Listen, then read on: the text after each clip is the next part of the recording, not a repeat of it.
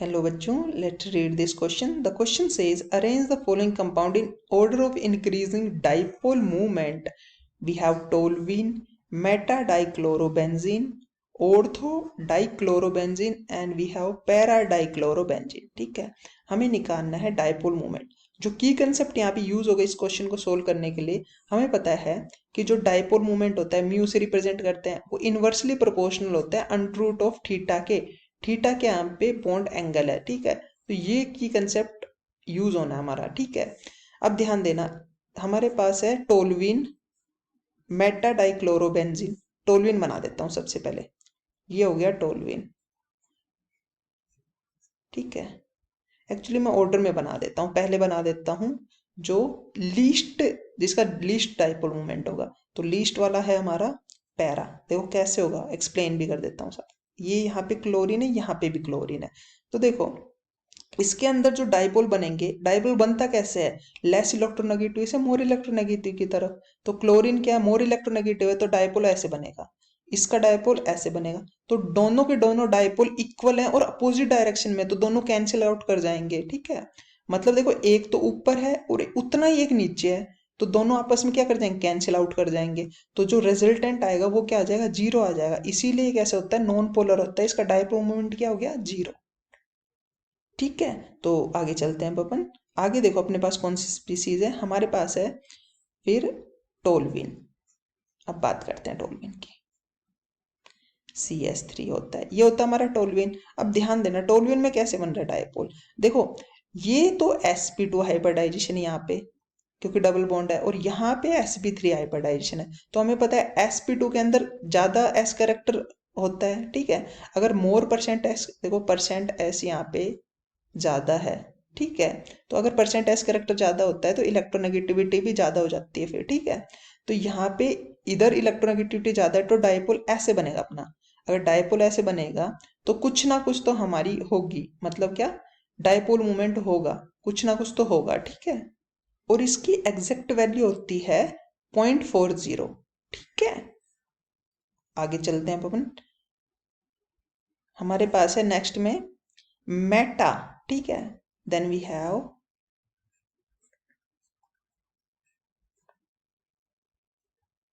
Meta. ठीक है, Meta dichloro benzene. तो डाइक्लोरो है तो मेटा पोजीशन ये होती है हमारी. ठीक है, अब देखो यहाँ पे ये वाला डाइपोल ऐसे बनेगा, ये वाला ऐसे बनेगा, ये दोनों डाइपोल ऐसे बन रहे हैं. तो देखो रिजल्टेंट कुछ ना कुछ तो आएगा. एक ऐसे बन रहा है, ठीक है, एक ऐसे बन रहा है, तो ये कुछ ना कुछ थीटा तो होगा ही. ठीक है, तो यहाँ पे देखो जो हमारे डाइक्लोरो की होती है, मेटा डाइक्लोरो की, वो ज्यादा होती है एज कम्पेयर टू टोलुइन के. क्यों ज्यादा होती है, देखो डाइपोल मूवमेंट होता क्या है, mu is equal to Q into D होता है. ठीक है, क्यू क्या होता है, चार्ज, मतलब कि इलेक्ट्रोनेगेटिविटी डिपेंड करता है. अब हमें पता है कि क्लोरीन बहुत ज्यादा इलेक्ट्रोनेगेटिव होता है, उस वजह से इसके हमारे मेटा की ज्यादा होता है डाइपोल मूवमेंट. ठीक है, यहाँ पे तो देखो जीरो हो गया, तो इससे तो ज्यादा ही होगी टोलुइन की, बट इससे कम होगी. किससे, हमारी मेटा से, क्योंकि क्लोरीन की हाइयर इलेक्ट्रोनेगेटिव की वजह से. तो जो यहाँ पे म्यू आएगा वो कुछ ना कुछ आएगा, और जो यहाँ पे मेटा के केस में हमारे पास आता है वो आता है 1.48D. 1.48D. ओके, सो यहाँ पे आ गया, तो ये म्यू आ गया. फर्दर हमारे पास लास्ट में हमारे पास है ऑर्थो. ऑर्थो वाला कैसे बनेगा, इस तरह से. ठीक है, ये हमारा ऑर्थो हो गया.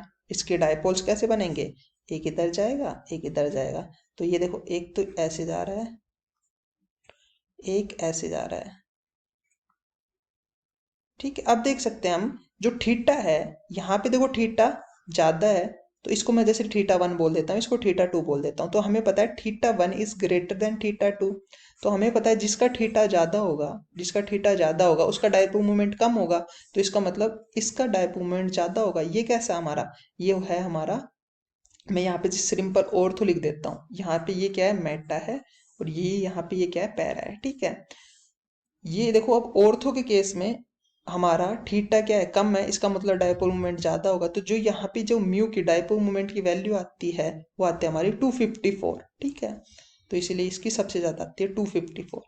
तो हमारा ऑर्डर क्या हो जाएगा, ऑर्डर हो जाएगा, देखो सबसे पहले टोलविन दे रखा है तो टोलविन को 1 डालो. देखो आंसर टिक करने में गलती नहीं होनी चाहिए। फर्स्ट मेटा कौन सा है, मेटा है ये सेकंड वाला, ये है सेकंड। थर्ड कौन सा दे रखा है, ऑर्थो। और फोर्थ कौन सा है, पैरा। ठीक है, तो हमें पता है पैरा की तो सबसे कम है, तो सबसे लास्ट में पैरा की तो सबसे कम हुई। ठीक है, फिर हमें पता है किसकी है, टोल्विन की, फर्स्ट वाले की। फिर किसकी हमारे पास है, सेकंड की। And then we have third one, third की सबसे ज्यादा है। थर्ड में कौन सा है हमारा, ये वाला, कौन सा वाला, ऑर्थो वाला। ठीक है, तो ये हो गया हमारा करेक्ट ऑर्डर। तो हम ऑप्शन देख लेते हैं। So B option is the correct one. So this is how you have to approach this question. I hope you understood it well. Best of luck.